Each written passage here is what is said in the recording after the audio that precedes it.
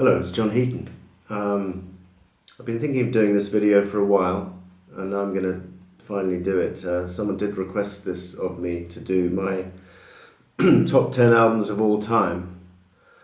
So I started making a list, and then soon realised that 10 was going to be impossible. And then it became 15, and then it became 20, and then 25. It's getting ridiculous. So I'm going to do top 20. Going to mention a few which didn't quite make it.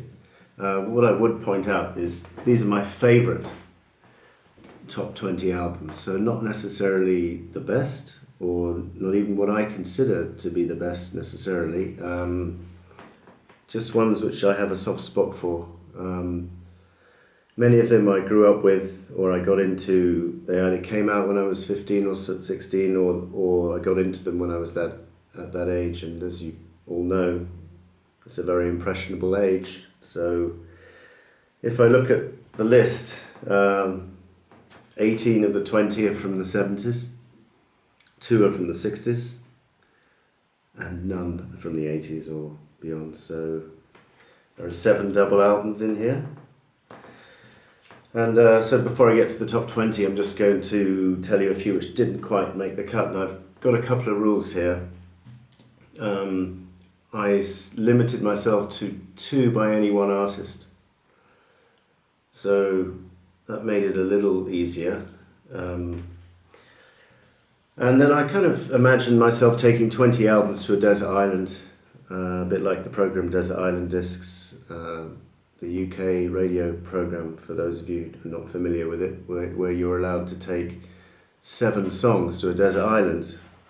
Well, that would be completely impossible, so choosing 20 albums is bad enough. I had a hard time doing that, so here goes. So a few which didn't quite make the cut. This 1979 album from Supertramp, Breakfast in America. It was their complete breakthrough commercially speaking, and is a very strong album, their last great album. This was a very early one for me, bought at the time of release. From the same year, AC/DC's classic Highway to Hell, the last album featuring Bon Scott on lead vocals, who died the following year. It's just a wonderful album. This and Power Ridge are my favourite from that band. This Ringo album is probably his best solo album. I didn't quite make the top 20, but it's a wonderful album featuring contributions from John Lennon, George Harrison, and Paul McCartney. David Bowie's Ziggy Stardust, unlucky not to make the cut. By the way, I've done separate album reviews on most of these albums. There's a few which I haven't, which I will get round to doing, but this is from Scott Joplin, classic ragtime stuff, released in 1974, this record, although Scott Joplin himself 1868 to 1917. Just brilliant stuff. Now, normally live albums I'm not too fond of, but this one really captures Wings at their peak on the superb US tour of 76, with the wonderful lineup featuring Jimmy McCulloch, who's since passed away, Joe English on drums, Jenny Lane, Paul and Linda. So now we're moving into the top 20. The first one is a group called Badfinger, who were originally on the Beatles' Apple label. This one is from their Warner Brothers years. They left Apple in 73. And this is the last album made before Pete Ham unfortunately took his own life. This band features Pete Ham, Tom Evans, Joey Molland, Mike Gibbons. Very underrated band. Maybe a couple of their Apple singles are well known. This album is more or less undiscovered still by most people, and I would thoroughly recommend you check it out if you see it. It's very rare actually. This vinyl copy is I was very lucky to get hold of actually. Number 19 is ABBA's classic from 1976, Arrival. I think it's their best album by quite a distance. I've done a separate review of this. When I Kissed the Teacher is among their best songs ever, Dancing Queen, My Love, My Life, Dum Dum Diddle, Knowing Me, Knowing You. That's me. Why did it have to be me? It's chock-a-block full of classics, and not all of them that well known, apart from the obvious singles. From ELO, 1978. This is one of my first albums I ever owned, Out of the Blue. Could have picked a New World Record, which is also 5-star. It's a brilliant double album. I actually haven't reviewed this one, so I will get round to doing it. But just wonderful songs on here, wonderful songwriting. Jeff Lynne at his peak, particularly side 3, Concerto for a Rainy Day. Those 4 songs, Standing in the Rain, Big Wheels, Summer and Lightning and Mr. Blue Sky is just breathtaking. And Wild West Hero on side 4 is a big favourite of mine, among others. So wonderful stuff. Next up is, where are we up to now? I think it's 17, When the Eagle Flies, from Traffic. Steve Winwood's band, after Spencer Davis Group. This was their final album before they split up. Roscoe G on bass, Chris Wood on flute and sax, and Jim Capaldi on drums. And it's got a wonderful mood, this album. When I met Steve Winwood, I told him it was my favourite Traffic album. And he told me that John Barleycorn was his favourite. So there we go.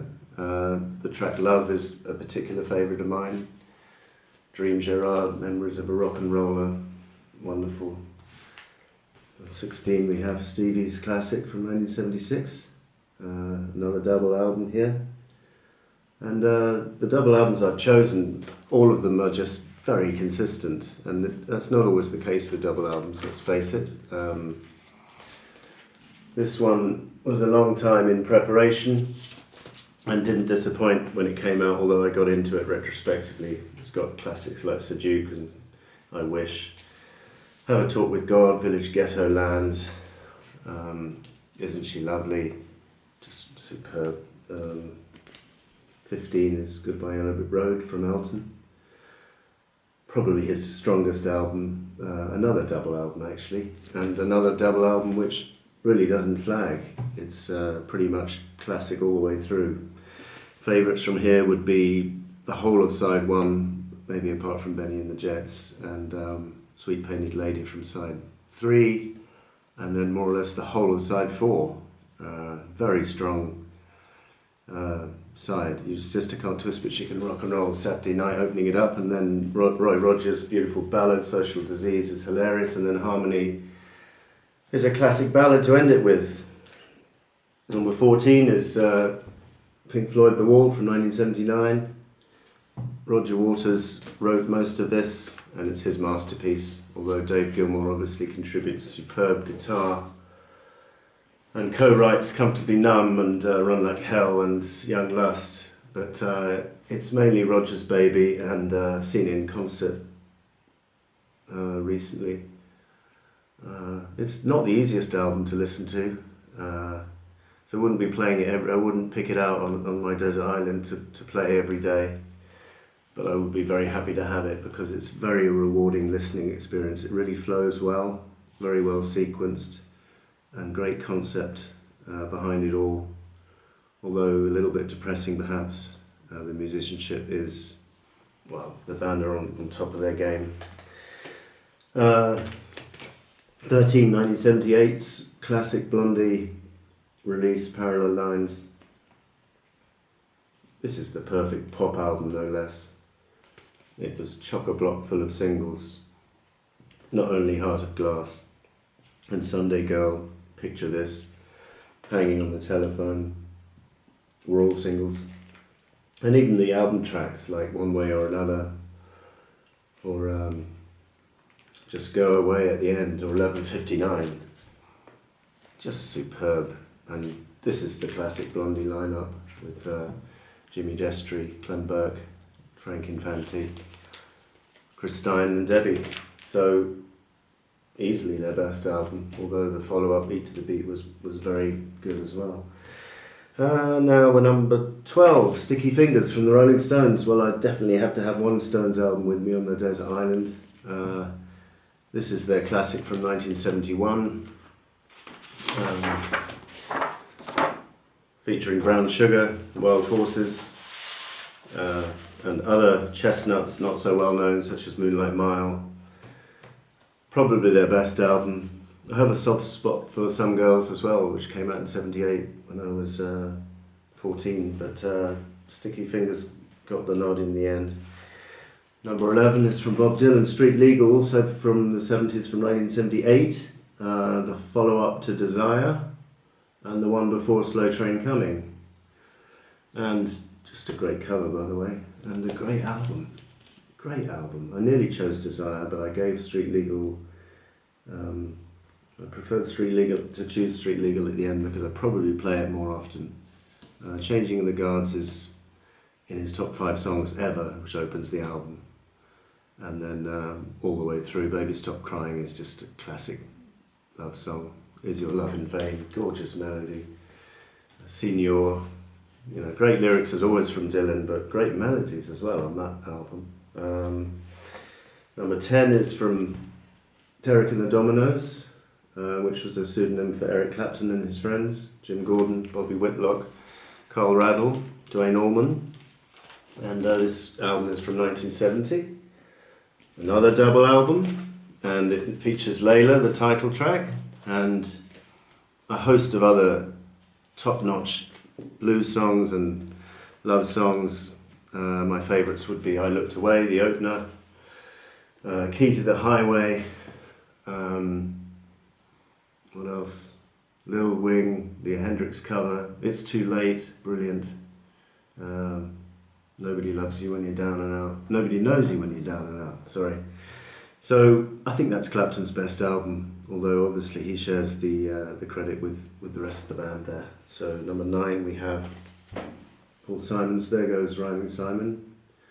So in contrast to some of the more harrowing albums that featured on my list, I had to have a few uplifting ones as well to cheer me up. So this is one I would choose if I was feeling down, because this is what I describe as a very summery album. And talk about melodies. I don't know, Paul Simon can write melodies in his sleep, or he certainly could at his peak, and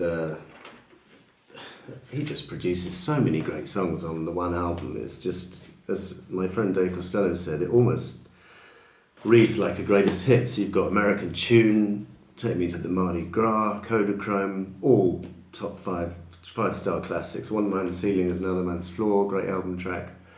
Tenderness, lovely. Loves Me Like a Rock, Learn How to Fall. They're all. This is a 10 out of 10 album because it's just so consistent. Brilliant melodies. Nice one, Paul. Number 8 we have Wings from 1978, London Town, my favourite Paul McCartney solo album, the Wings album. Paul McCartney at his laid-back, whimsical best. Again, Denny Lane's in the band, Jimmy McCulloch and Joe English are on this album, although they just left before the album came out. Contains the monster hit single With a Little Luck and the classic title track London Town, along with other brilliant ballads such as I'm Carrying, and some very strong stuff from Denny Lane as well. I just love the feel of that album. It may not be strictly objectively speaking his best solo album, but it's probably my favourite. It's the one I play the most. So there we go. Number 7 is George's self-titled album from 1979. This is my favourite George Harrison album for sure. Very uplifting, and the good thing about this album is he's really there's 10 songs of happiness, just celebrating life, not preaching about religion or not bitching about the Beatles breakup or copyright problems or anything, just 10 straight love songs for the most part, and some absolute gems on here, such as Your Love Is Forever, Dark Sweet Lady, as well as the single Blow Away, Love Comes to Everyone, sublime as well. So, number 6, John Lennon Plasticona Band, John's first solo album from 1970. Very nearly picked Walls and Bridges. There was a toss-up between that and this. Picked this one because although I wouldn't maybe play it as often as some of the others I brought on the desert islands, whenever I do play this album, it is immensely rewarding. It's a staggering achievement, and it was right. He was right in the middle of the Primal Therapy with Arthur Janoff and the Beatles breakup. So there's some pretty harrowing material on here, but it works brilliantly, and a really concise sound to it with just John on guitar and piano with Klaus Voormann on bass, Ringo on drums. Brilliant. Number 5, Supertramp. There's 1975 album, Crisis What Crisis. I had problems obviously picking which is my favourite Supertramp album. The reason I picked this one is because compared to the other 3 of their best albums, Breakfast, Quietest Moments and Crime of the Century, this one tends to get slightly overlooked, even by the band themselves. Well, certainly at the time they were not too keen on it. I think in retrospect Roger has said he quite likes this album, might even be his favourite. Brilliant cover, as you can see, and very strong album. A lot of classics on here: Sister Moonshine, Ain't Nobody But Me, Lady, Two of Us, Soapbox Opera, just to name a few. Number 4, Fleetwood Mac's classic double album from 1979, the follow-up to Rumours, and commercially it didn't do nearly so well, but it's a staggering achievement, I think. 20 songs of the utmost quality, and all 3 of the songwriters, Buckingham, Nicks and McVie, are all on top form. Sisters of the Moon is one of Stevie Nicks' best ever tracks, and the title track from Lindsay is brilliant. That's All for Everyone has brilliant chord changes.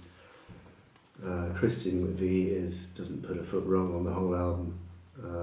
Sublime opener over and over.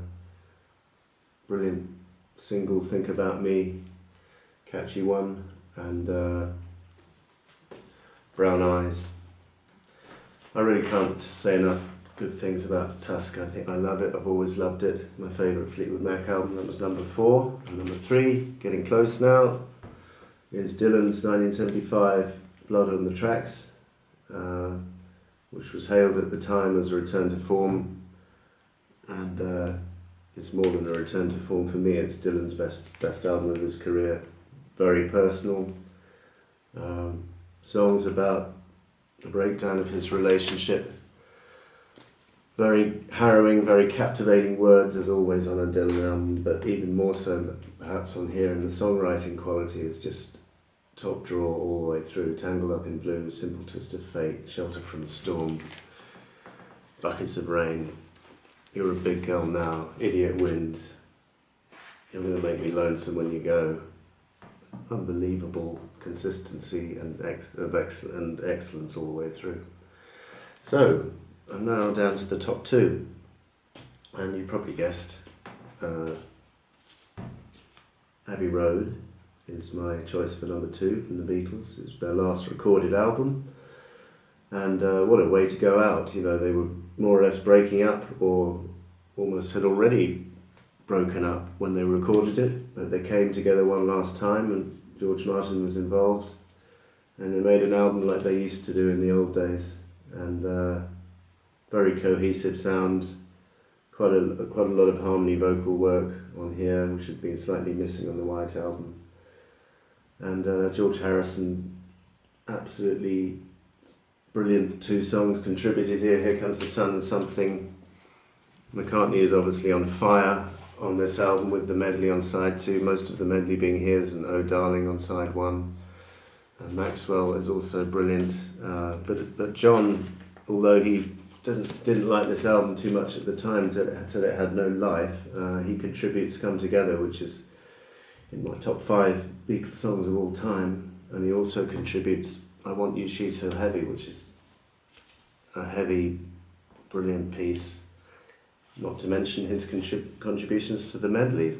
I mean, Mr. Mustard, Polythene Pam. So all 4 are on top form. Ringo's drumming, Hall's bass, Just a sublime, supreme achievement. Which brings me to my number one. And you know, I could swap them 2 and 1 depending on what mood I'm in, what I'm listening to, but I've picked the White Album as the number 1 here. Probably got the nod because it's a double album. There's 30 songs on here, if you can believe it, and a staggering array of styles. And songwriting, you know, they wrote most of the songs on this album when they were in India with their Maharishi. So you've got very reflective work such as Dear Prudence, Mother Nature's Son, Blackbird, which are acoustic numbers. And then you've got rockier numbers like Everybody's Got Something to Hide, Except for Me and My Monkey. Back in the USSR is one of Paul's top 5 rockers probably of his entire career. Obla Dee is great fun. Happiness is a Warm Gun is a lost gem from John, as is I'm So Tired. Some tracks which are not really that well known hidden away on here, as well as George's masterpiece While My Guitar Gently Weeps, and some other great songs from him such as Long, Long, Long. So that's my number 1. Hope you enjoyed my top 20. Thanks for watching, and see you next time.